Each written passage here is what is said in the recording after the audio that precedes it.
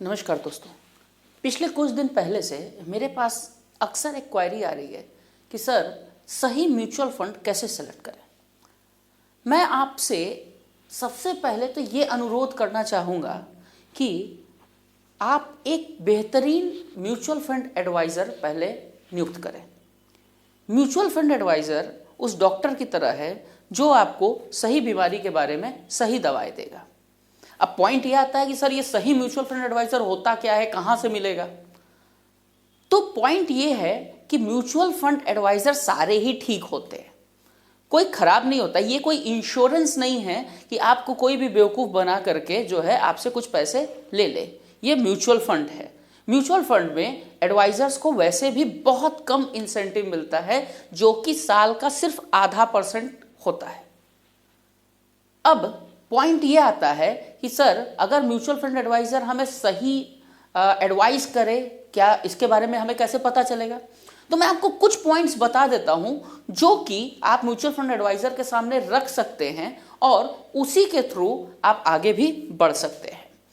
Point number 1 है कि सबसे पहले आप अपने इन्वेस्टमेंट ऑब्जेक्टिव को बनाएं। जिस चीज के लिए आप पैसा इन्वेस्ट करना चाहते हैं वो ऑब्जेक्टिव क्लियर रहे आपके पास। जैसे अज्यूम करते हैं कि आप अपने रिटायरमेंट के लिए पैसा इन्वेस्ट करना चाहते हैं, तो आप एडवाइजर को साफ साफ बताएं कि मैं रिटायरमेंट के लिए पैसा इन्वेस्ट करना चाहता हूं। अब अगर आपकी एज मान लीजिए कि 35 ईयर्स है, तो आपके रिटायरमेंट में कितने समय बाकी हैं? 25 ईयर्स। तो 25 ईयर्स के लिए एक म्यूचुअल फंड आप सेलेक्ट कर लीजिए। अब वेदर आप इसे एसआईपी के थ्रू करें या फिर लमसम पे करें, ये आपकी मर्जी है। मेरा आपको डायरेक्टली सजेशन ये रहेगा कि ज़्यादा से ज़्यादा आप जो है इसे एसआईपी के थ्रू जाएं कि अगर मार्केट में वॉलेटिलिटी रहती है तो मार्केट अगर नीचे भी जाती है तो भी आपकी बाइंग होगी, ऊपर भी जाती है तो भी आपकी बाइंग होगी, और ओवरऑल मार्केट धीरे धीरे करके अगर ऊपर जाती है तो नीचे जितनी बाइंग होगी वो आपको बेहतरीन रिटर्न देगी। पॉइंट नंबर 2 है टाइम हॉरिजन, जिसके बारे में मैंने अभी आपको बताया कि जितना समय बचा हुआ है उस पर्टिकुलर गोल को होने में, उस समय तक के लिए पूरा इन्वेस्टमेंट रखें। और तीसरा है आपकी रिस्क टॉलरेंस कैसी है। देखिए ये एक बड़ा ही अजीब सा पॉइंट है कि मुझे कितना रिस्क लेना चाहिए। मैं आपको सिस्टमैटिक एकदम साफ साफ बताता हूं। आपको भी ये बात नहीं पता और किसी को जल्दी ये बात नहीं पता होता कितना रिस्क किसको लेना चाहिए। इसका एक सिंपल सा फंडा ये है कि जितनी भी आपकी एज है उसको 100 से माइनस कर दीजिए। जैसे मान लीजिए कि आपकी एज जो है वो 35 है, सॉरी आपकी एज जो है वो 35 ईयर्स है और इसको आप 100 से माइनस कर लीजिए तो आ गया 65। ओके, आपका म्यूचुअल फंड इक्विटी में जो इन्वेस्टमेंट रहेगा वो 65% रहेगा और डेट में 35% का आप इन्वेस्टमेंट कर सकते हैं। ठीक है, अब इसके लिए आप एक हाइब्रिड फंड यूज कर सकते हैं। हाइब्रिड फंड वो फंड होता है जिसमें इक्विटी म्यूचुअल फंड भी होता है और डेट में भी इन्वेस्टमेंट होता है, दोनों एक साथ होते हैं। तो इसके लिए आप एक एग्रेसिव हाइब्रिड भी यूज कर सकते हैं। ये आपको म्यूचुअल फंड एडवाइजर बता देगा, इसमें कोई इशू नहीं है। ठीक है, नेक्स्ट है, अब ये 3 पॉइंट्स आपको समझ में आ गए होंगे कि भाई पहले इन्वेस्टमेंट आप किस चीज के लिए कर रहे हैं वो दिमाग में रखिए। दूसरी चीज कितना समय बचा है वो समझिए, और आपका रिस्क टॉलरेंस यानी आपको कितना रिस्क लेना चाहिए कि इक्विटी में कितना इन्वेस्ट करना चाहिए वो समझ लीजिए। ठीक है, ये 3 चीज समझने के बाद फिर जो भी म्यूचुअल फंड आपको एडवाइस करे आपका एडवाइजर, या फिर आप एनालिसिस कर लें, ठीक है, तो उसमें ये देखिए कि बेंचमार्क के अगेंस्ट, यानी मैं सीधा सीधा बोल देता हूं कि निफ्टी अगर 15% बढ़ रही है तो वो म्यूचुअल फंड कम से कम 16% या 17% बढ़ना चाहिए। यानी कि निफ्टी के अगेंस्ट वो म्यूचुअल फंड कितना आगे बढ़ रहा है। बेंचमार्क का मतलब सिर्फ निफ्टी नहीं होती है। स्मॉल कैप म्यूचुअल फंड के लिए स्मॉल कैप इंडेक्स बेंचमार्क होता है, मिड कैप के लिए मिड कैप इंडेक्स बेंचमार्क होता है। जब आप एक पर्टिकुलर म्यूचुअल फंड की ओर देखेंगे, उसकी फैक्ट शीट पढ़ेंगे तो उसमें लिखा रहेगा कि किस बेंचमार्क से उसको कंपेयर किया जा रहा है।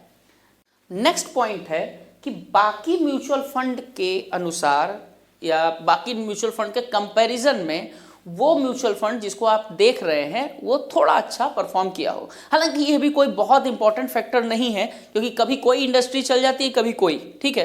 तो सारे म्यूचुअल फंड 19 या 20 थोड़ा बहुत आगे पीछे करके रिटर्न सही दे देते हैं।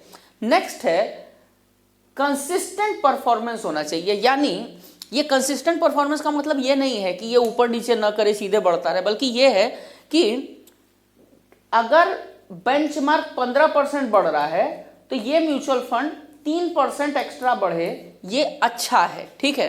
कहीं ऐसा ना हो कि मार्केट अगर गिर रही है तो ये कहीं ज्यादा गिर जाए, ये भी ठीक नहीं है, ठीक है। तो जो परफॉर्मेंस हो इसकी बढ़ने की, वो जो पिछली परफॉर्मेंस है उसी के अनुसार ठीक रहे। चौथा है फंड मैनेजर का एक्सपीरियंस। ये बहुत इंपॉर्टेंट फैक्टर है। जो फंड मैनेजर इसे मैनेज कर रहा है, आप ये देखें कि वो फंड मैनेजर पहले किन फंड्स को मैनेज कर चुका है और उसके परफॉर्मेंस क्या रहे हैं, ठीक है।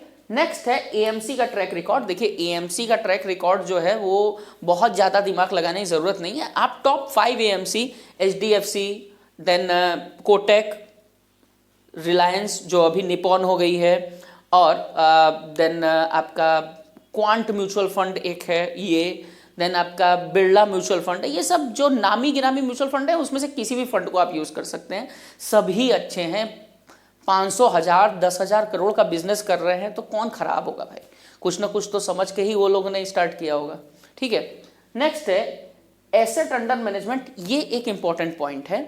यानी कि ये ध्यान रखिए कि जो म्यूचुअल फंड आप सेलेक्ट करें उसमें कम से कम 5,000 करोड़ रुपए इन्वेस्टेड हो। 5,000 करोड़ रुपए कम से कम उसमें इन्वेस्टेड हो पहले से।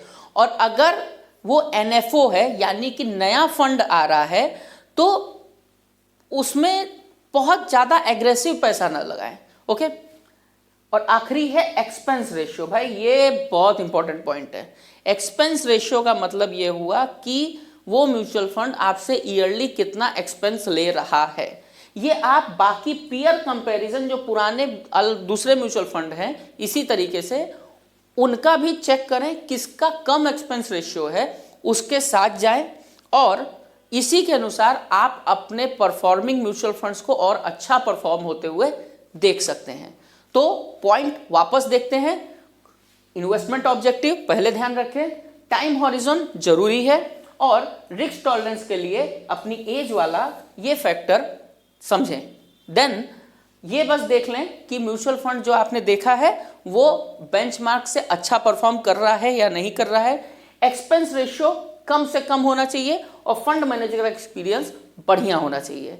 इसी के साथ अगर आपका कोई और भी पॉइंट है जो मेरे से छूट गया हो और आपको क्वेश्चन पूछना हो तो आप प्लीज हमें कमेंट करके बताएं, और प्रॉफिट वेदा के चैनल को सब्सक्राइब करें और इस वीडियो को लाइक करें। Thank you.